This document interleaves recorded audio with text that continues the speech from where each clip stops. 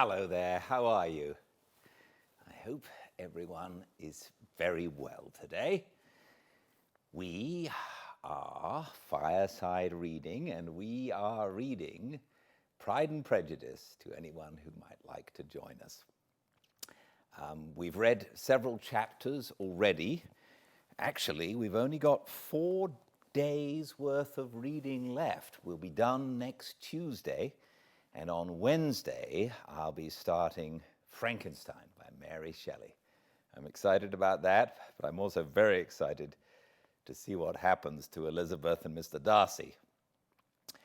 If you've missed any chapters, you can find everything on the YouTube channel Fireside Reading.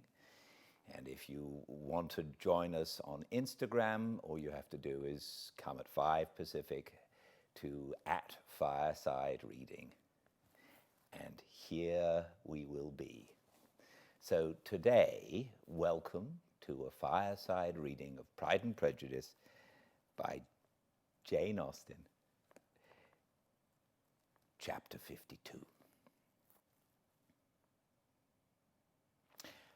Elizabeth had the satisfaction of receiving an answer to her letter as soon as she possibly could. She was no sooner in possession of it than, hurrying into the little copse where she was least likely to be interrupted, she sat down on one of the benches and prepared to be happy, for the length of the letter convinced her that it did not contain a denial. Gracechurch Street, September the 6th. My dear niece, I have just received your letter and shall devote this whole morning to answering it, as I foresee that a little writing will not comprise what I have to tell you. I must confess myself surprised by your application. I did not expect it from you. Don't think me angry, however, for I only mean to let you know that I had not imagined such inquiries to be necessary on your side. If you do not choose to understand me, forgive my impertinence. Your uncle is as much surprised as I am, and nothing but the belief of your being a party concerned would have allowed him to act as he has done. But if you are really innocent and ignorant, I must be more explicit.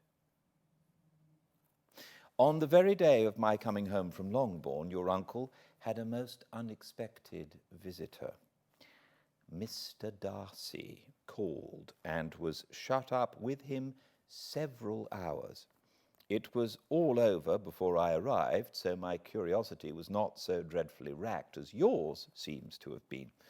He came to tell Mr. Gardiner that he had found out where your sister and Mr. Wickham were, and that he had seen and talked with them both, Wickham repeatedly, Lydia once. From what I can collect, he left Derbyshire only 1 day after ourselves, and came to town with the resolution of hunting for them. The motive professed was his conviction of its being owing to him that Wickham's worthlessness had not been so well known as to make it impossible for any young woman of character to love or confide in him. He generously imputed the whole of his mistaken pride, and confessed that he had before thought it beneath him to lay his private actions open to the world. His character was to speak for itself. He called it therefore his duty to step forward and endeavour to remedy an evil which had been brought on by himself. If he had another motive, I am sure it would never disgrace him. He had been some days in town before he was able to discover them, but he had something to direct his search, which was more than we had, and the consciousness of this was another reason for his resolving to follow us. There is a lady, it seems, a Mrs. Young, who was some time ago governess to Miss Darcy, and was dismissed from her charge on some cause of disapprobation, though he did not say what. She then took a large house in Edward Street, and has since maintained herself by letting lodgings. This Mrs. Young was, he knew, intimately acquainted with Wickham, and he went to her for intelligence of him as soon as he got to town. But it was 2 or 3 days before he could get from her what he wanted. She would not betray her trust, I suppose, without bribery and corruption, for she really did know where her friend was to be found. Wickham, indeed, had gone to her on their first arrival in London, and had she been able to receive them into her house, they would have taken up their abode with her. At length, however, our kind friend procured the wished-for direction. They were in Blank Street. He saw Wickham, and afterwards insisted on seeing Lydia. His first object with her, he acknowledged, had been to persuade her to quit her present disgraceful situation and return to her friends as soon as they could be prevailed on to receive her, offering his assistance as far as it would go. But he found Lydia absolutely resolved on remaining where she was. She cared for none of her friends. She wanted no help of his. She would not hear of leaving Wickham. She was sure they should be married some time or other, and it did not much signify when. Since such were her feelings, it only remained, he thought, to secure and expedite a marriage, which in his very first conversation with Wickham, he easily learned had never been his design. He confessed himself obliged to leave the regiment on account of some debts of honour, which were very pressing, and scrupled not to lay all the ill consequences of Lydia's flight on her own folly alone. He meant to resign his commission immediately, and as to his future situation, he could conjecture very little about it. He must go somewhere, but he did not know where, and he knew he should have nothing to live on. Mr. Darcy asked him why he had not married your sister at once. Though Mr. Bennet was not imagined to be very rich, he would have been able to do something for him, and his situation must have been benefited by marriage, but he found in reply to this question that Wickham still cherished the hope of more effectually making his fortune by marriage in some other country. Under such circumstances, however, he was not likely to be proof against the temptation of immediate relief. They met several times, for there was much to be discussed. Wickham, of course, wanted more than he could get, but at length was reduced to be reasonable. Everything being settled between them, Mr. Darcy's next step was to make your uncle acquainted with it, and he first called in Gracechurch Street the evening before I came home. But Mr. Gardiner could not be seen, and Mr. Darcy found on further inquiry that your father was still with him, but would quit town the next morning. He did not judge your father to be a person whom he could so properly consult as your uncle, and therefore readily postponed seeing him till after the departure of the former. He did not leave his name until the next day. It was only known that a gentleman had called on business. On Saturday he came again. Your father was gone, your uncle at home, and as I said before, they had a great deal of talk together. They met again on Sunday, and then I saw him too. It was not all settled before Monday. As soon as it was, the express was sent off to Longbourn. But our visitor was very obstinate. I fancy, Lizzie, that obstinacy is the real defect of his character after all. He has been accused of many faults at different times, but this is the true one. Nothing was to be done that he did not do himself. Though I am sure, and I do not speak it to be thanked, therefore say nothing about it, your uncle would most readily have settled the whole. They battled it together for a long time, which was more than either the gentleman or lady concerned in it deserved. But at last your uncle was forced to yield, and instead of being allowed to be of use to his niece, was forced to put up with only having the probable credit of it, which went sorely against the grain, and I really believe your letter this morning gave him great pleasure, because it required an explanation that would rob him of his borrowed feathers, and give the praise where it was due. But, Lizzie, This must go no farther than yourself, or Jane at most. You know pretty well, I suppose, what has been done for the young people. His debts are to be paid, amounting, I believe, to considerably more than £1,000. Another 1,000 in addition to her own settled upon her, and his commission purchased. The reason why all this was to be done by him alone was such as I have given above. It was owing to him, to his reserve and want of proper consideration, that Wickham's character had been so misunderstood, and consequently that he had been received and noticed as he was. Perhaps there was some truth in this, though I doubt whether his reserve, or anybody's reserve, can be answerable for the event. But in spite of all this fine talking, my dear Lizzie, you may rest perfectly assured that your uncle would never have yielded if we had not given him credit for another interest in the affair. When all this was resolved on, he returned again to his friends, who were still staying at Pemberley, but it was agreed that he should be in London once more when the wedding took place, and all money matters were then to receive the last finish. I believe I have now told you everything.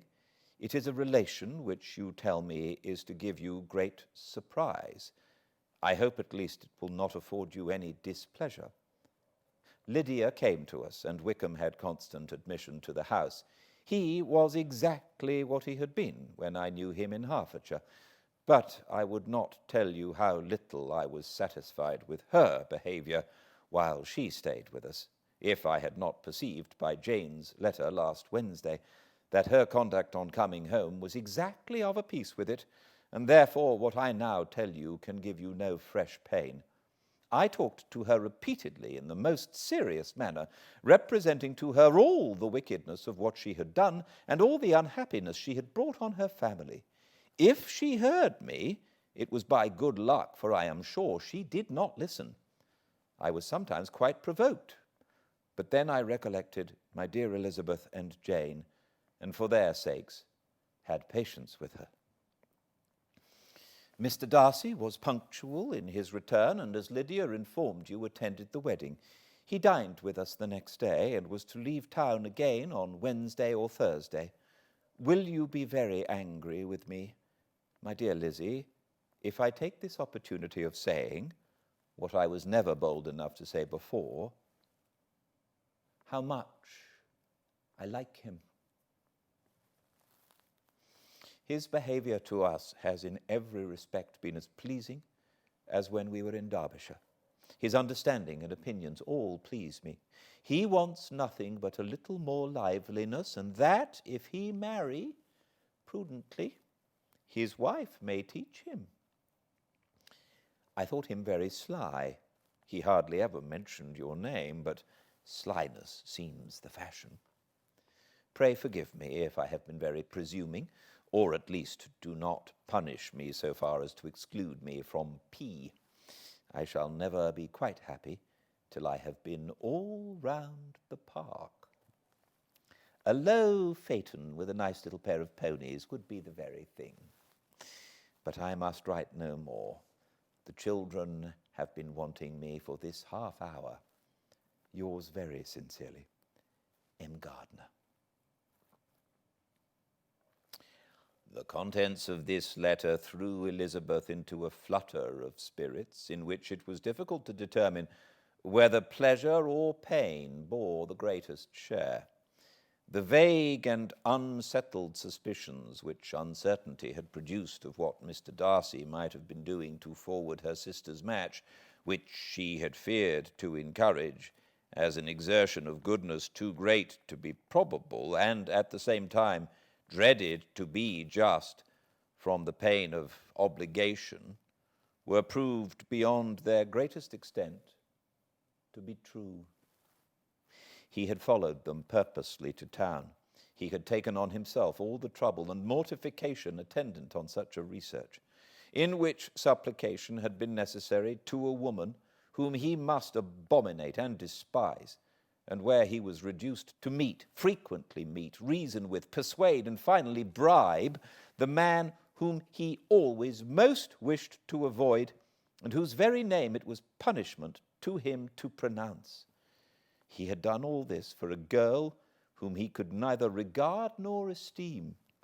Her heart did whisper that he had done it for her.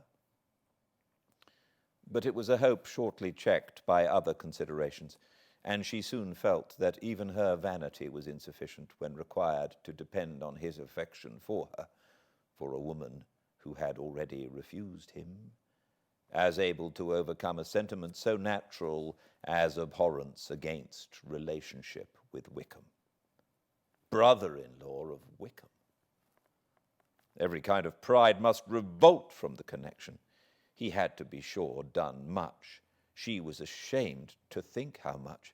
But he had given a reason for his interference, which asked no extraordinary stretch of belief. It was reasonable that he should feel he had been wrong. He had liberality, and he had the means of exercising it. And though she would not place herself as his principal inducement, she could perhaps believe that remaining partiality for her might assist his endeavors in a cause where her peace of mind must be materially concerned. It was painful, exceedingly painful, to know that they were under obligations to a person who could never receive a return. They owed the restoration of Lydia, her character, everything to him. Oh, how heartily did she grieve over every ungracious sensation she had ever encouraged, every saucy speech she had ever directed towards him. For herself she was humbled, but she was proud of him. Proud that in a cause of compassion and honor he had been able to get the better of himself. She read over her aunt's commendation of him again and again. It was hardly enough, but it pleased her. She was even sensible of some pleasure, though mixed with regret, on finding how steadfastly both she and her uncle had been persuaded that affection and confidence subsisted between Mr. Darcy and herself. She was roused from her seat and her reflections by someone's approach, and before she could strike into another path, she was overtaken by Wickham. "I am afraid I interrupt your solitary ramble, my dear sister," said he, as he joined her. "You certainly do," she replied with a smile, "but it does not follow that the interruption must be unwelcome. I should be sorry indeed if it were. We were always good friends, and now we are better." "True. Are the others coming out?"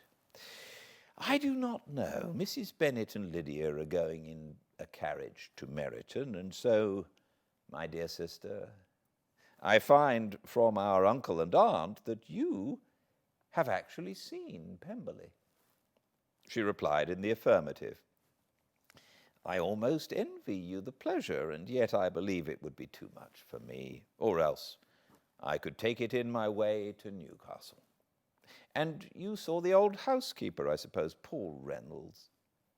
She was always very fond of me, but of course she did not mention my name to you."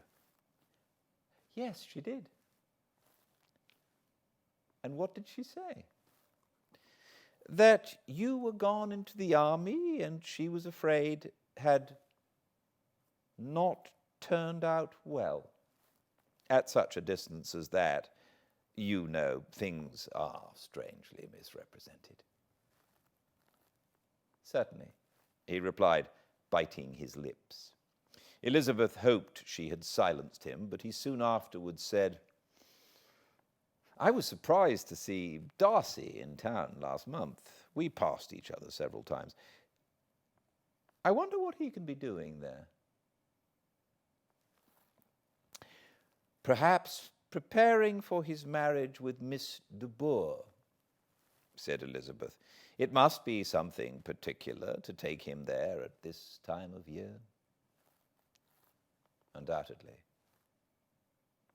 Did you see him while you were at Lambton? I thought I understood from the gardeners that you had. Yes, he introduced us to his sister. And do you like her? Very much. I have heard, indeed, that she is uncommonly improved within this year or two.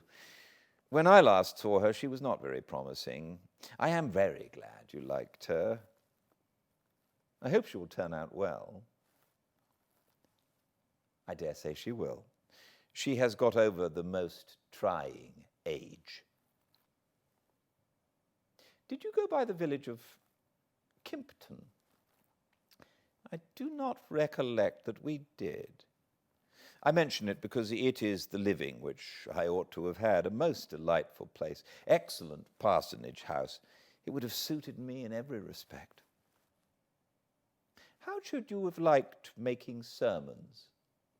Exceedingly well. I should have considered it as a part of my duty, and the exertion would soon have been nothing.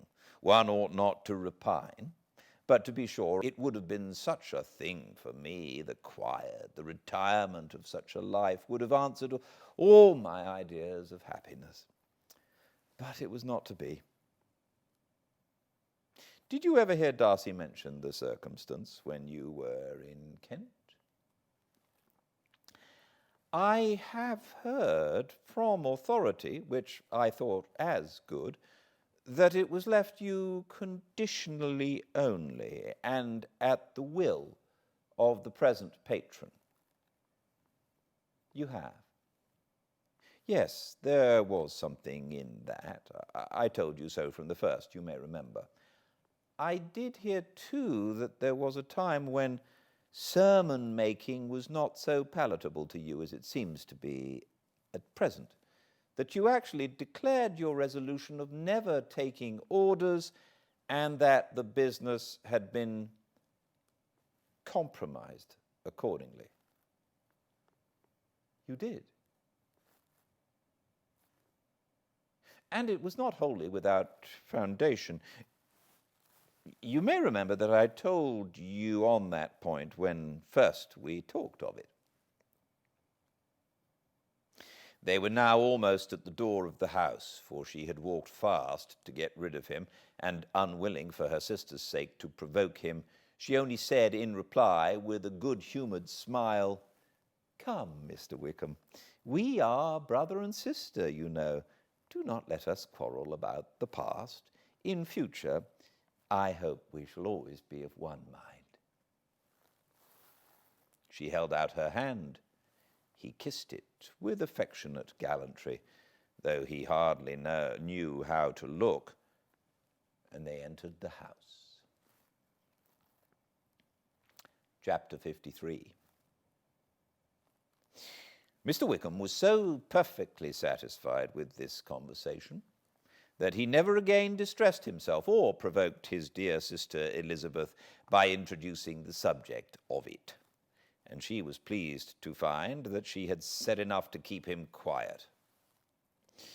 The day of his and Lydia's departure soon came, and Mrs. Bennet was forced to submit to a separation which, as her husband by no means entered into her scheme of their all going to Newcastle, was likely to continue at least a 12-month.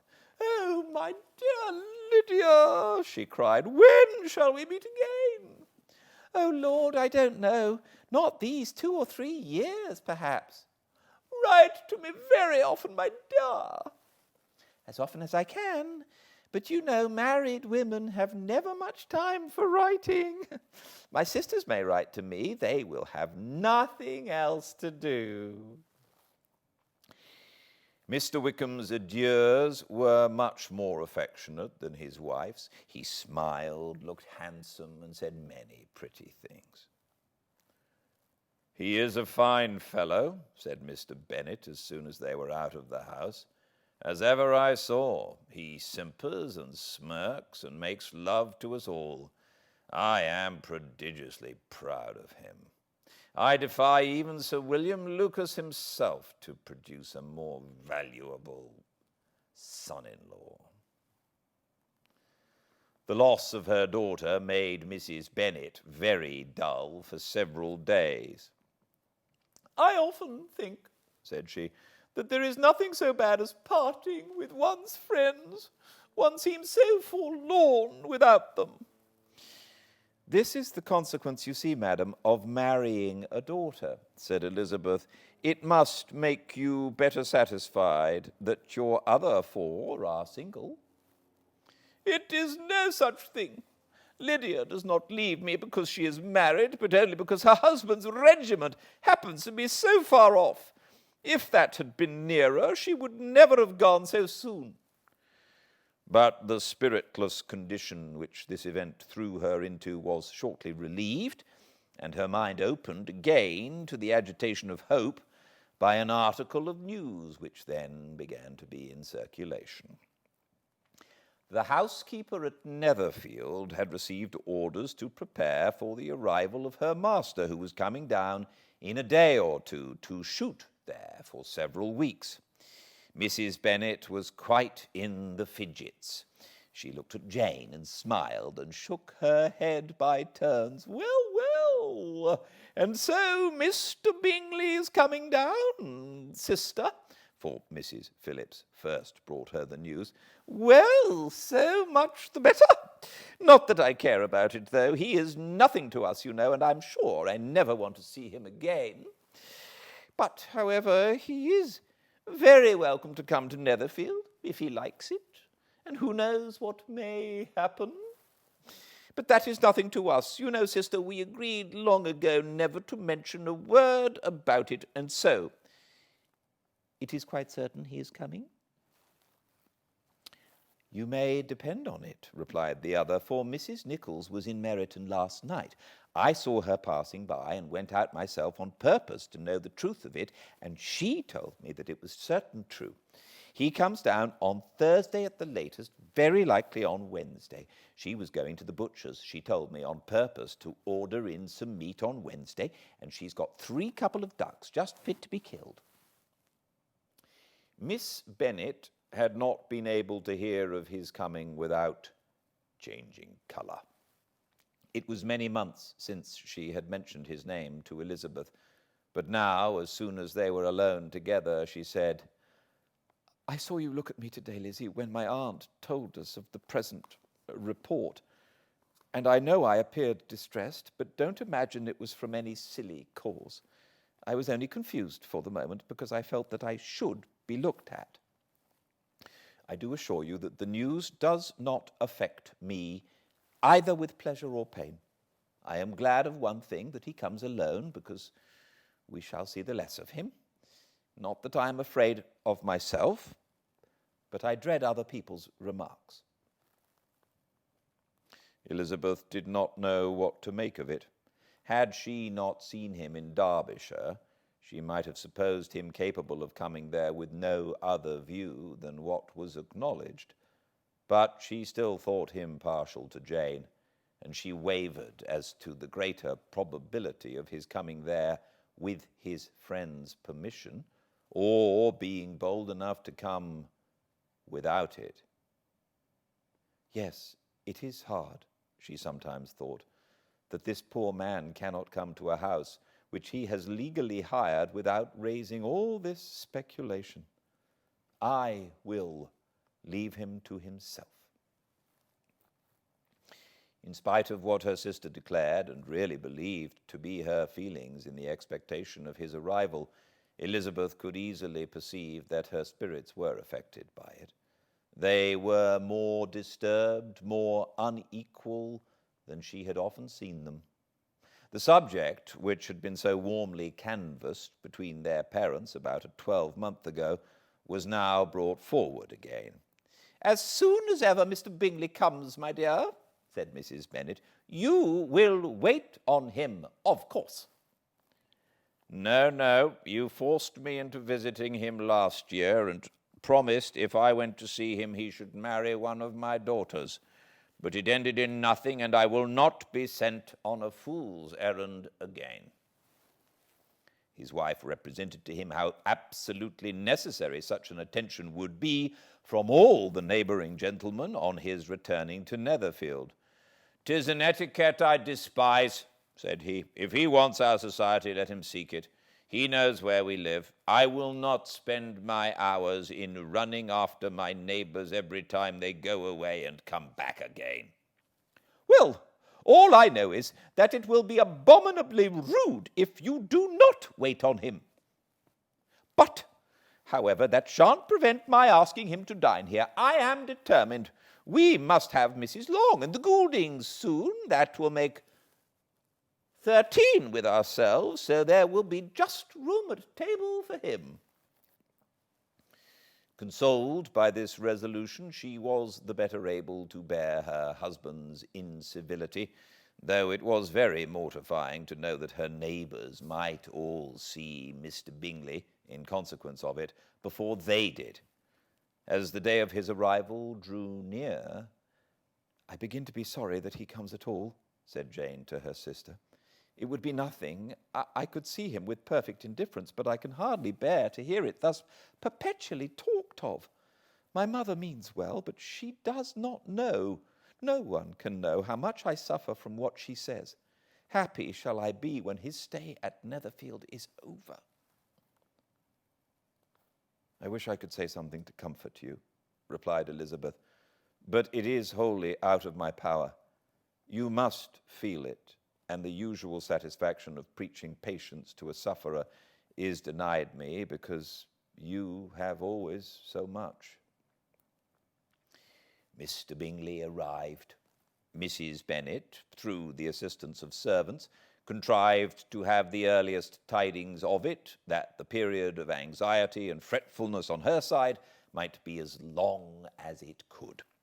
She counted the days that must intervene before their invitation could be sent, hopeless of seeing him before. But on the 3rd morning after his arrival in Hertfordshire, she saw him, from her dressing-room window, enter the paddock and ride towards the house.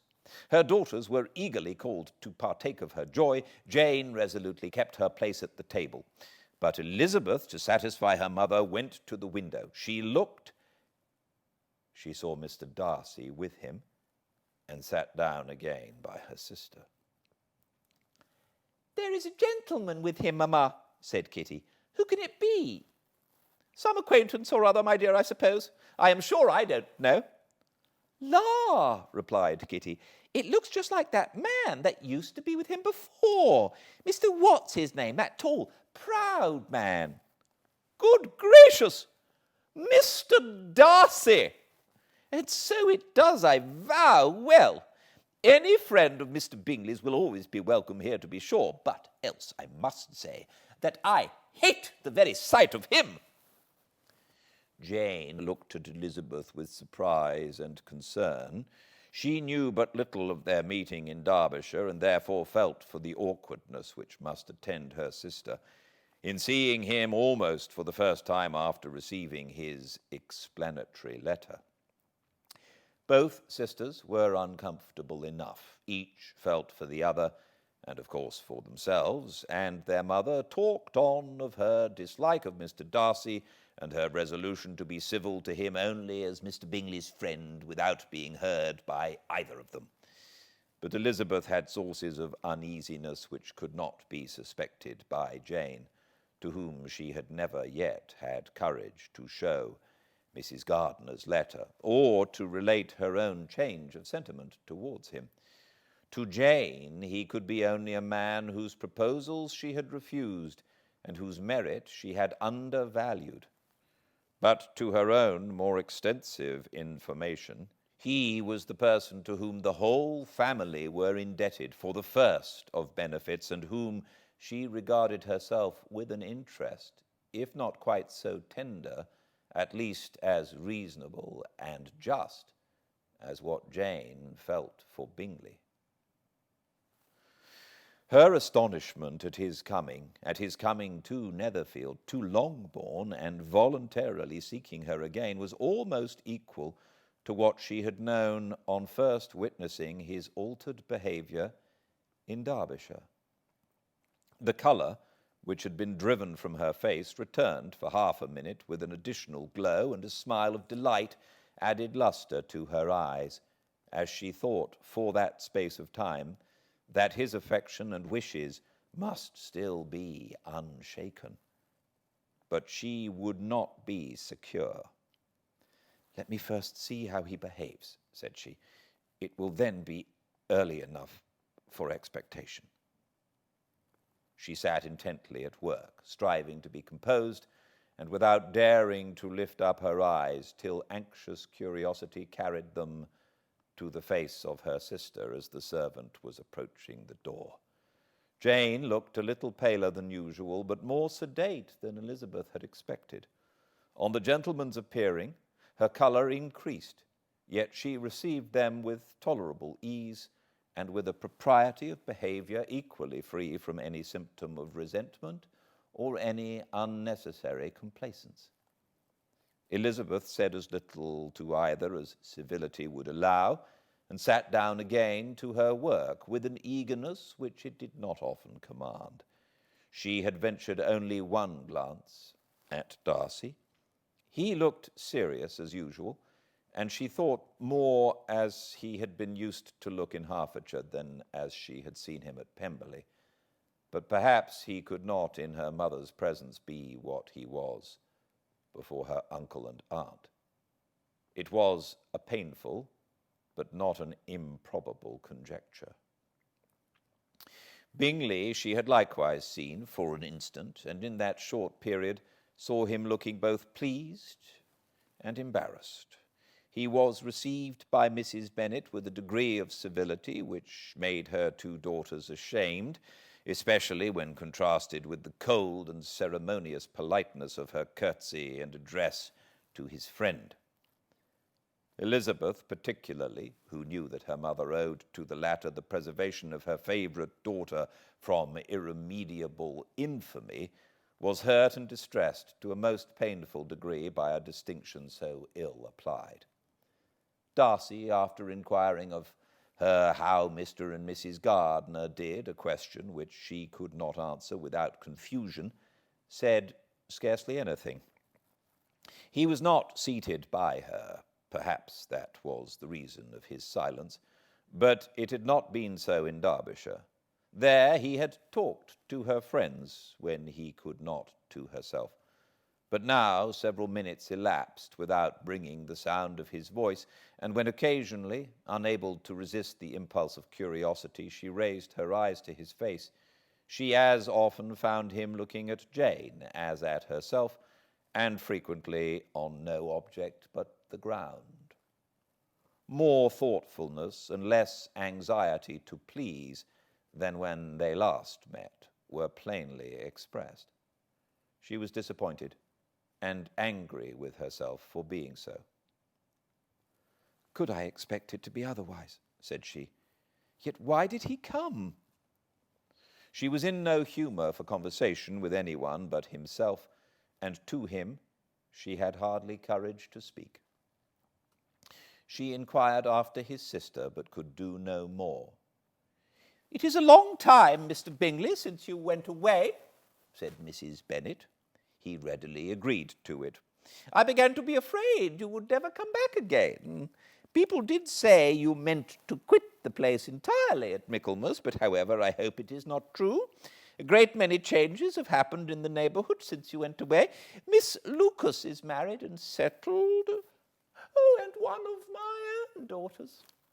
I suppose you have heard of it. Indeed, you must have seen it in the papers. It was in the Times and the Courier, I know, though it was not put in as it ought to be. It was only said, 'Lately George Wickham, Esquire, to Miss Lydia Bennet,' without there being a syllable said of her father, or the place where she lived, or anything. It was my brother Gardiner's drawing up, too, and I wonder how he came to make such an awkward business of it. Did you see it?" Bingley replied that he did, and made his congratulations. Elizabeth dared not lift up her eyes. How Mr. Darcy looked, therefore, she could not tell. "It is a delightful thing, to be sure, to have a daughter well married," continued her mother. "But at the same time, Mr. Bingley, it's very hard to have her taken away such a distance from me. They are gone down to Newcastle, a place quite northward, it seems, and there they are to stay. I do not know how long. His regiment is there, for I suppose you have heard of his leaving the shire, and of his being gone into the regulars. Thank heaven he has some friends, though perhaps not so many as he deserves. Elizabeth, who knew this to be levelled at Mr. Darcy, was in such misery of shame that she could hardly keep her seat. It drew from her, however, the exertion of speaking, which nothing else had so effectually done before, and she asked Bingley whether he meant to make any stay in the country at present. A few weeks, he believed. "When you have killed all your own birds, Mr. Bingley," said her mother, "I beg you will come here and shoot as many as you please on Mr. Bennet's manor. I am sure he will be vastly happy to oblige, and will save all the best of the coveys for you." Elizabeth's misery increased at such unnecessary, such officious attention. Were the same fair prospect to arise at present as had flattered them a year ago, everything, she was persuaded, would be hastening to the same vexatious conclusion. At that instant she felt that years of happiness could not make Jane or herself amends for moments of such painful confusion. "The first wish of my heart," said she to herself, "is never more to be in company with either of them. Their society can afford no pleasure that will atone for such wretchedness as this. Let me never see either one of the other again." Yet the misery for which years of happiness were to offer no compensation received soon afterwards material relief from observing how much the beauty of her sister rekindled the admiration of her former lover. When first he came in, he had spoken to her but little, but every 5 minutes seemed to be giving her more of his attention. He found her as handsome as she had been last year, as good-natured and as unaffected, though not quite so chatty. Jane was anxious that no difference should be perceived in her at all, and was really persuaded that she talked as much as ever, but her mind was so busily engaged that she did not always know when she was silent. When the gentlemen rose to go away, Mrs. Bennet was mindful of her intended civility, and they were invited and engaged to dine at Longbourn in a few days' time. "You are quite a visit in my debt, Mr. Bingley," she added, "for when you went to town last winter, you promised to take a family dinner with us as soon as you returned. I have not forgot, you see, and I assure you I was very much disappointed that you did not come back and keep your engagement." Bingley looked a little silly at this reflection, and said something of his concern at having been prevented by business. They then went away.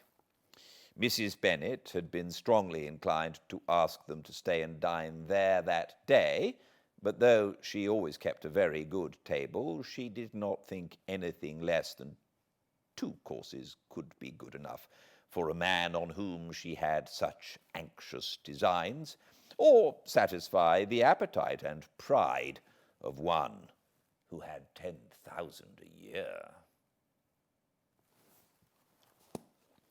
Thank you so much for joining me.